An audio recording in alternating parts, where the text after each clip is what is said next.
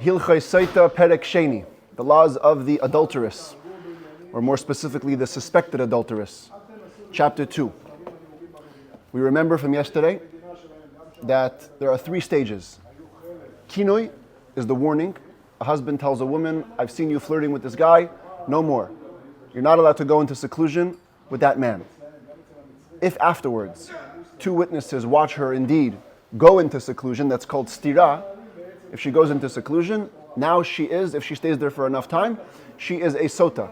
She is a suspected adulteress. And the only way to ascertain her status is by the miraculous, godly drinking procedure, which we're going to learn about tomorrow in great detail, how this was done. Bottom line, there was a mixture created, bitter waters. You erased Hashem's name into the water, and she would drink it.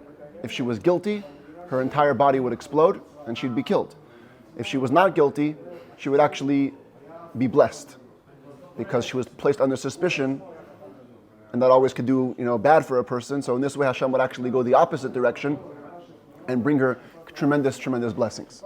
Now, today we're going to learn about many, many specific laws related to getting the drinking process started. First of all, the fact that the woman has the choice. She doesn't have to take the water test. She can say, look, I'm going to go out of the marriage. Done. You have a suspicion about me, I'm done. And there's also a whole host of women who are not allowed to drink the waters. Since the whole water procedure is godly and holy, it has godly and holy terms. So not everybody is fit to be a part of it. Okay, that's where we're heading today. And then only tomorrow we're going to get the actual details of how the procedure went. Says the Rambam Halacha Aleph. Isha shekinila v'nistira. A woman who was warned, a husband warned her, and then she went into seclusion. Ein koifin oisa lishtais. We don't force her to drink. Ela im ratzasa v'amra. Rather, if she desires to admit her guilt, and she says, hey, nitmesi, it's true actually, I was defiled, my mistake, I misbehaved, I made a mistake. Teitze b'lei ksuba. That's okay, she'll leave the marriage, of course with no ketubah payout. V'nesra al baila la'olam. She becomes forbidden to her husband forever, ve'ein shaisa, with no need to drink. V'cheinim amra, similarly if she said, I'm not going to confirm or deny. Eini tmeya ve'eini shaisa. I maintain my innocence, I'm not defiled, but I'm not just ready to go and drink the waters. Not interested. Ein koifin esalishas. We're not going to force her to go do the drink. But because she is the one stopping the process from going on, so she takes all the accountability, and she needs to leave the marriage with no ketubah payout. V'cheinim amar baila. Similarly, if the husband said, "Look, it's too much. I suspect my wife. I think she's an adulteress, but I'm not just ready to watch her explode. So I don't want to give her to drink." Or her husband engaged in relations with her after seclusion, which is not allowed. Yesterday we saw, once seclusion happens, she becomes forbidden to her husband, they cannot continue their marriage. If he does, the waters won't work. But now in these cases, whose fault is it that the process is not going forward? It's the husband's fault. So therefore, indeed, she's not going to drink, because the husband says, I'm not doing it, but she will take her ketubah payout and leave the marriage, and be forbidden to him forever. But the difference here is that she gets the money, because it wasn't her who was holding it back, it was the husband. Now says the Rambam, halacha beis, ve'elu hein hanashim, ve'elu hein hanashim she'enon re'uyas lishtais. The following are the women, and there are going to be 15 in total. The following are the women who are not even fit to drink. If they want to drink, their husbands are ready to go forward with the process, but they aren't allowed to biblically. Simply they must leave the marriage with no ketubah payout. Once witnesses can testify to the fact that she was secluded, after witnesses saw her getting warned, and they will become forbidden to their husbands forever. In other words, there is no way out. If any of these 15 women, they are 15 women, they are the following. Any of these 15 women end up in a situation where they're warned and then go into seclusion, it's game over for them. And the Rambam will first list them and then show the biblical sources for each of them.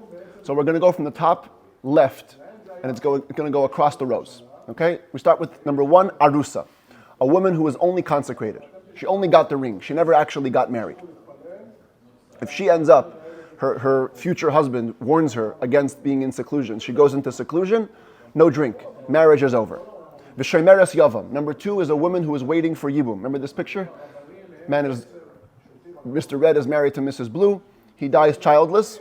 Now, Mr. Orange has a bond to her, which he must either dissolve or solidify by marrying her.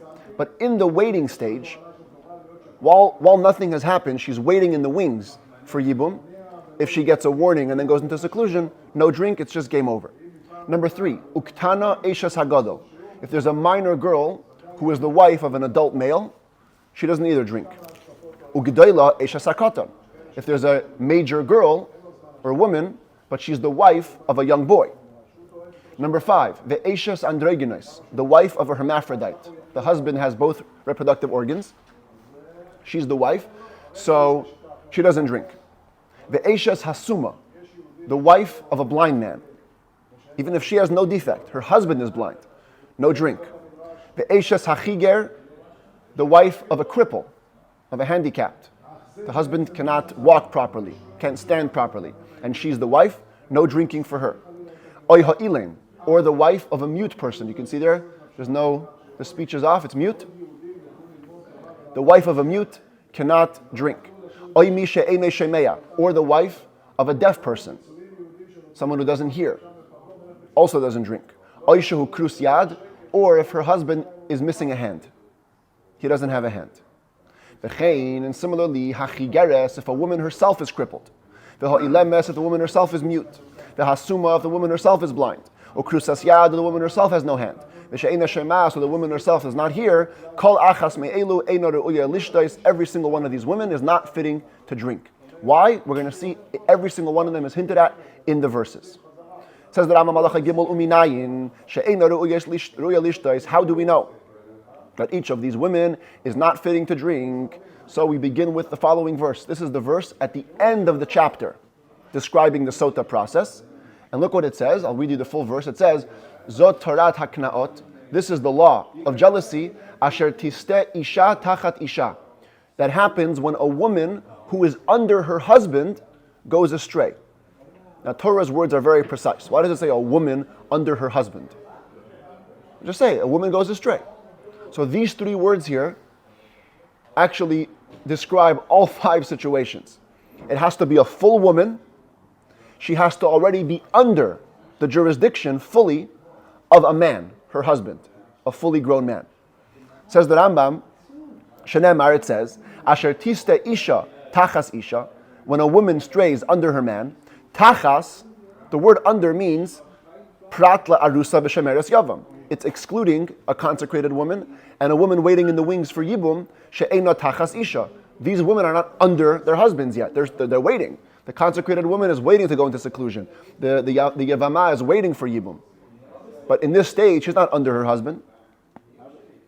Then it says Isha. It's a full woman. Prat liktana, that excludes a child right here. Tachas Isha, she needs to be under her man. That means her husband needs to be a full man.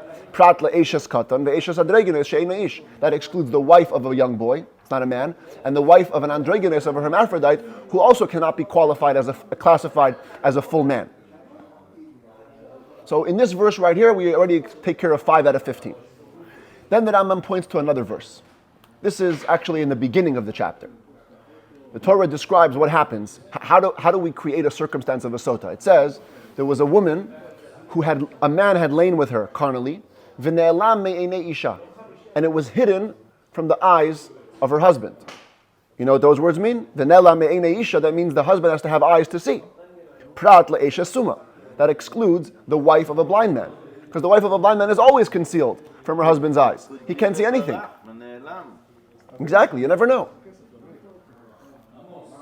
So that's that, excluding the blind. Let's go to the next one. Vehemid hakoyen esa isha. This is part of the actual procedure. It says that the Kohen would actually have the woman stand up in front of Hashem. Prat lechigeres. Well, if she can't stand, that's out. She's crippled. She's excluded. V'nosan al kapeha. Look what it says in the green words there. The Kohen has to be able to place the offering on her hands. Prat lemisha ein lakaf. That excludes a woman who has no hand. And the Rambam here adds, even though he didn't say it in the beginning, that the truth is, not only if she's missing a hand, but also, if the hand was crooked or dried, it was paralyzed, where she cannot take stuff with it. Even if one of the hands was missing. Look what Torah says, in the plural form. He needs to put it on her hands. If she doesn't have the capacity to have both hands involved in the process, she cannot drink. Let's take a look at another verse. This is, the Kohen would recite, we're going to see this tomorrow all in detail, the Kohen would recite a whole negative wish, if you will, called a curse. You should know if you did this, you're going to die, etc., etc. And at the end of the oath, the Amra Ha'isha, the woman has to say, Amen, Amen. So the words of Amra Ha'isha, Prat Le'ilemes, that excludes a mute. She can't talk, she can't be a part of the process. Then it says, Ve'amar El Ha'isha. Here's another part. It's jumping around different verses. But at one point, the Kohen needs to tell the woman. That's an extra word there. Tell to the woman. That's coming to exclude something. Prat Lamisha Eina Shemas. That excludes somebody who doesn't hear. So these are the sources directly for 10 out of the 15. What about the other 5? So now the Rambam says there's a general principle. Let's return to that other verse. It says, Asher tiste isha tachas isha. Yeah, the woman has to be straying under the man. Since the Torah juxtaposes the woman to the man, that means ad shatiya shleima kamayhu v'hu shalem kamaisa. It means they have to both be of equal stature. She needs to be fully complete bodily like him, and he needs to be like her. So halamadata, you now learn shekol davar shema'akev es baila milahashkaisa. Whatever will stop the husband from giving her to drink. For example, we said that the wife of a blind person cannot do the drinking process. But we didn't find any sources for where the woman is blind. But here, because of this comparison, whatever stops the husband from drinking, mum kamayu ma'akev milishtais. Exactly. A blemish like it will stop her from drinking as well. And of course, the flip side is also true. Whatever stops her will also stop him. And this is how we learn the wife of a cripple, for example, because we only saw a source for a woman cripple, not for a man cripple, but it has to be the same. The wife of a mute, the wife of a deaf person, the wife of someone who doesn't have a hand, and the woman herself who's blind. In other words, all these additional handicaps, which we didn't find an actual source for, they're learned from the general juxtaposition of the woman to the man. All right. Halacha dal. Let's examine some more cases. Kitana sheisiya avia, a minor girl who was married off by her father, which is in his power, as we saw in the laws of marriage. When a father marries off a minor girl, the marriage is complete. It's fully binding, and therefore, imzin sabir tzayna, if she commits adultery willfully in that marriage, nesra al baila, she becomes forbidden to her husband. Lefichach, therefore, because the marriage is viewed as fully binding, mekanin la, we can give her a warning as well from staying away with other men. However, leila hashkaisa, not to give her to drink. We just said before, a minor girl cannot do the drinking process, but because she's fully married, she can get a warning insofar as her ketubah is concerned. To disqualify her from the ketubah payment, if she violates the warning, she'll leave the marriage with no ketubah payat. But if it's a minor girl who's married, and she's able to dissolve her marriage by refusal, which means she was never married by her father, she was married by her mother or brother. After the father passed away, so her marriage is not fully binding. Ein mekanin la. We will not even intervene to warn her at all. She'ein la ratzain lehi aster al baila. She has no desire to be forbidden to her husband. No, if she wants, she can simply just refuse the marriage and undo the whole thing. Even if the husband was a priest, the Kohen, she wouldn't become forbidden by virtue of violating a warning. What if a man warned a woman who he consecrated, or a woman who was waiting in the wings for Yibum, and she went into seclusion after the marriage was fully consummated? So before we said that a consecrated woman and a woman waiting in the wings do not get to drink. But that's only if they went into seclusion in that middle stage. What if they went into seclusion after the marriage was fully consummated? She does drink like any other woman, because the warning from beforehand is effective for a seclusion later in the marriage. What if a woman was fully married? Fully married not because they had relations, but because they went into seclusion. Remember this from the laws of marriage. Just going under the chuppah or into a secluded room already considers a woman fully married. So she's fully married. The husband warns her at this point. And she goes into seclusion before ever having a chance to engage in relations with her actual husband. So even here, even though she's fully married, Eina Shoisa, she does not drink the bitter waters. Rather, she simply goes out of the marriage with no ketubah payout, and she's forbidden to him forever. Why? Shenemar, because look what it says in the verse. Part of the warning administered by the Kohen to the woman, he said, you're going to explode if vayitein ish bach es shechavtoi mi baladei isheich. If any other man has lined with you outside of your husband. Now the fact that he uses that word outside of your husband tells you that the husband has to already have had relations with her once. The Kohen tells the woman, if a man has placed his lying with you outside of your husband, this means that there has to have been a relations of the husband before the relations of the adulterer. And only then is she fit to drink the bitter waters. A convert woman, a slave who was freed. The wife of a convert, the wife of a freed slave. An illegitimate woman, a mamzeret, and the wife of a mamzer. Or the wife of an impotent man, whether he was naturally impotent or castrated later in life. If they're in a situation where they're permitted to marry their husbands, because typically, let's say a mamzer, illegitimate man, cannot marry just anybody, but he could marry another mamzeret. So as long as they were in a permitted marriage, also same thing with impotent or castrated. We're going to see later in the 5th book that if a man loses his ability to have children, he can't really stay married. But there are some women that he can. So if he's in a permitted relationship, so the wives in these relationships are like any other woman, and if they're warned and they violate the warning, they can drink, and they must drink the bitter waters.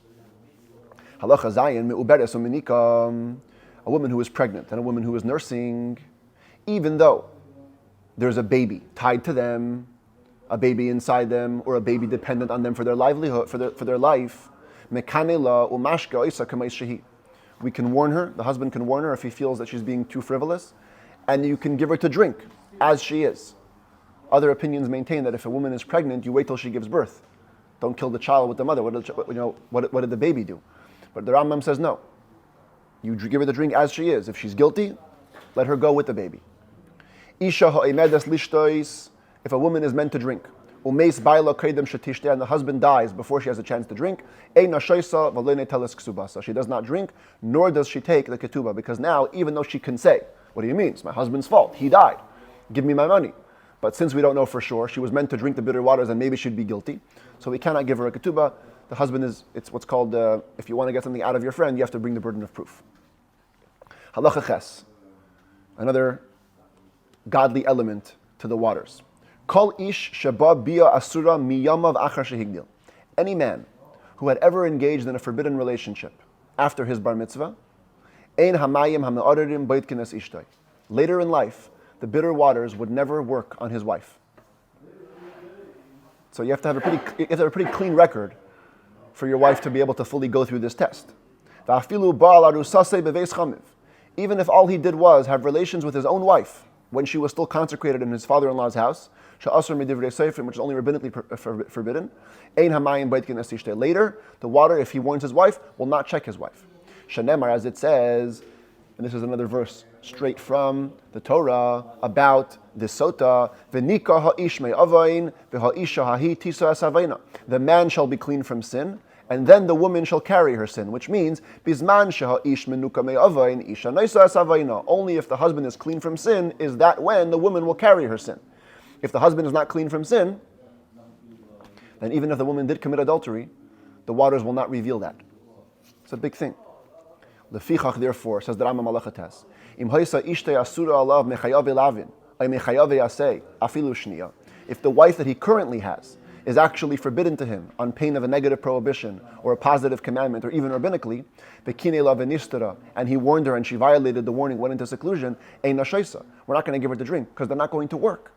She simply leaves the marriage with no ketubah payout, v'tiya asura alav af mishum zeh, and she'll be forbidden to him also on account of this. In other words, clearly this husband and wife don't really care about prohibitions because they've been married in a prohibited state. But you know what? Let's just add another prohibition onto the table. If a person transgressed and married the pregnant wife of his friend, or the nursing wife of his friend. We saw in the laws of marriage that if a husband leaves a woman pregnant, it's ideal not to marry her. Husband dies, leaving his wife pregnant. You shouldn't marry her while she's still pregnant or while she's still nursing. But if you did, that's not called living in prohibition. She can drink the bitter waters if you then warned her and she violated the warning, because there's no actual prohibition here and the waters will work. Halacha Yud,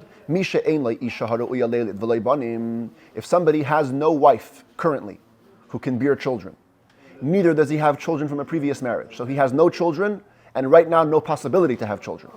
V'nasa akara oizkena oilanis, and now he goes ahead and marries a woman who also cannot have children, either because she's barren, old, or never fully physically matured. She cannot drink the waters, neither can she take the ketubah payat. This is an issue from the sages. We learned in the laws of marriage that the Chachamim didn't like us to marry such people if we don't have another opportunity, another way to fulfill the mitzvah of bearing children. However, if he did have children from a previous marriage, or he had another wife who could bear children, he can give the second wife to drink, even if she's old or barren or never physically matured, and therefore she is not fitting to give birth. The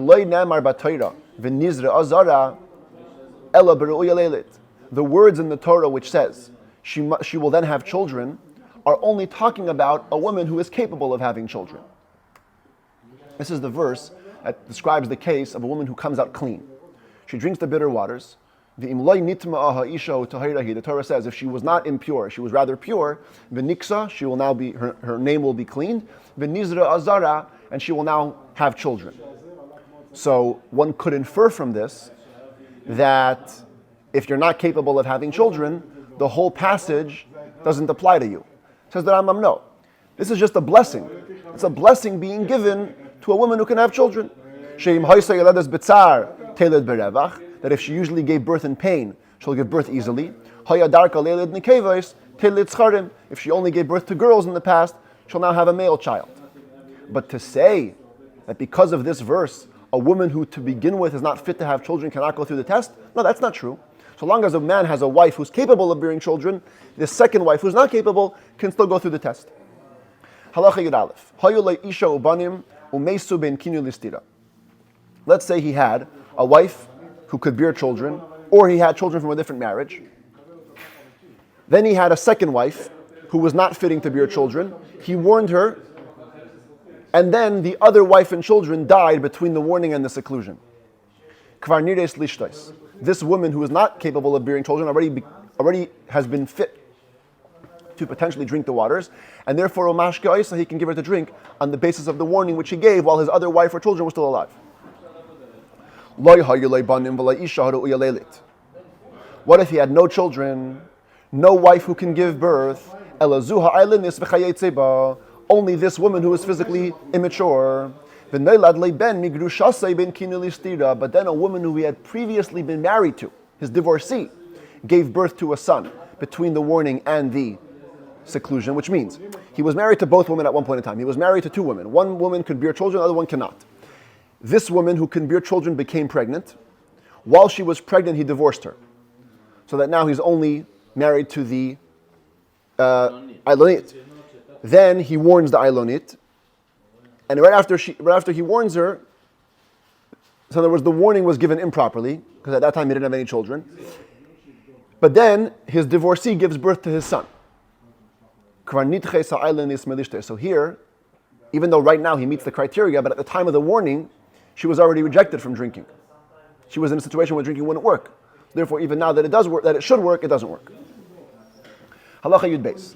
Kol isha shehaya lakinu yustira v'lo shasa samei hamarim. Any woman who has been through the warning, the seclusion, but didn't end up drinking the bitter waters. Bein shalei ratza ba'ila lahashkaisa. Bein shalei ratza sahi. For whatever reason, whether her husband didn't want to give her to drink, she didn't want to drink, or bein shabala a tuma, or maybe there was a witness who proved her adultery. Like we saw yesterday, drinking is canceled if somebody comes and actually testifies to the adultery. Maybe she admitted. Or she was one of the 15 women we just learned about that cannot drink. Or the court had intervened and warned her, in which case also she doesn't drink. Bottom line is, if a woman doesn't end up drinking the bitter waters, hayil v'nesra al baila mikol makayim, since she has become prohibited to her husband at any rate, she also becomes forbidden to the man with whom she went into seclusion forever. The same way she's forbidden to her husband, even though there'll never be a way to prove it. Because she cannot drink the bitter waters, doesn't matter. You've left your husband, you're also leaving this guy forever. He can never get married. So much so that if he transgresses and marries her, this guy who she was flirting with, we will force them out of the marriage with a divorce, even if she had many children with him. Because we have an oral tradition that says, the same way she is forbidden to her husband, so is she forbidden to the adulterer. The Rambam doesn't bring the source here, but the Torah, in describing the Sotah, says the word nitma'ah. She became impure twice, which means once impure to her husband, once impure to her adulterer. Halacha Yud Gimel Avolim Loi Kadam Kinoi. But what if there was no warning? Simply, witnesses come one day and tell the husband, listen, we saw your wife in seclusion with another man. And they went into the room where they were, and they found something disgusting. No clear proof, but circumstantial evidence that something went down. For example, they came into the room, and they see her putting her belt on. They found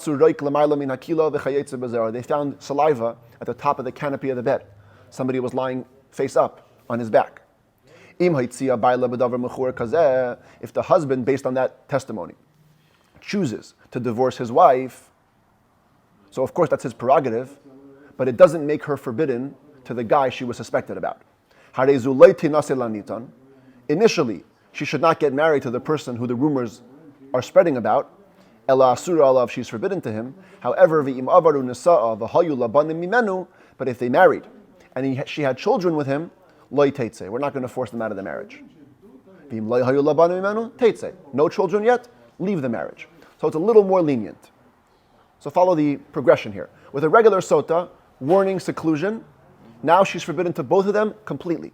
If there's no warning and simply seclusion, so of course her husband can divorce her, and now she's only forbidden initially to the adulterer, suspected adulterer, and after the fact, if there are no children, leave. If there are children, don't leave. Says the Rambam, when do we say this? If there was a persistent rumor in the entire city about this woman and this man for a day and a half or more, and everybody was saying, this man committed adultery with this woman, and the rumor never stopped for a day and a half. Of course, provided that there are no enemies, they don't have any personal enemies, that are spreading the rumor. But the rumor spreads naturally for a day and a half without stop. That's when this law applies between him and her. But if there wasn't even a rumor about that in the city, or the rumor stopped, not because somebody was doing blackmail, simply the rumor just kind of fizzled out. So then, if she marries a suspected adulterer, no need to leave even with no children. Even if later one witness will come and testify to the adultery, no need to leave. So you now have three levels. The sotah, forbidden completely. With no warning, just a seclusion. So if there's a rumor, then she's forbidden initially, and also after the fact if there's no children. If there's no rumor, she's only forbidden initially, but after the fact, totally permitted. Halacha Tezvav. Misha hitzia baila be'edei davar mechor. If a woman had been divorced by her husband because of witnesses to a disgusting matter, in other words, no clear proof, circumstantial evidence to adultery, v'nisis la'acher v'gersha, and she gets married to somebody else, and he divorces her.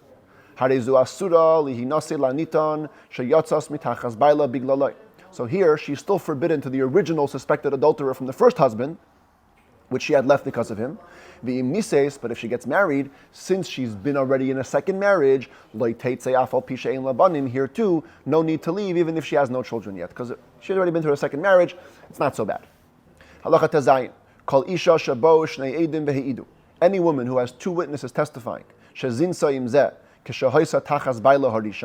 that she committed adultery with this guy when she was under her first husband. In other words, the case is, she's married to a guy, and witnesses show up and say, listen, this woman was previously married to another guy, and you should know that when she was married to that guy, she committed adultery with this guy who she is currently married to. So unlike the previous cases, the suspected adulterer is revealed before the marriage. Right? She's married, there's a suspected adulterer, now I want to know what happens if they get married. Here she's already married. She's been in a marriage, she's already married to this guy, and now witnesses are saying, oh, you should know they were adulterous before in the other marriage. She must leave. Even if she has many children from him. Because at this point, we're revealing that there was a willing adultery before with two witnesses. Wherever we use the word leave the marriage, it means teitze b'lo ksuba, leaving with no ketubah payout. She is proven to be an adulteress, and she must totally leave the marriage.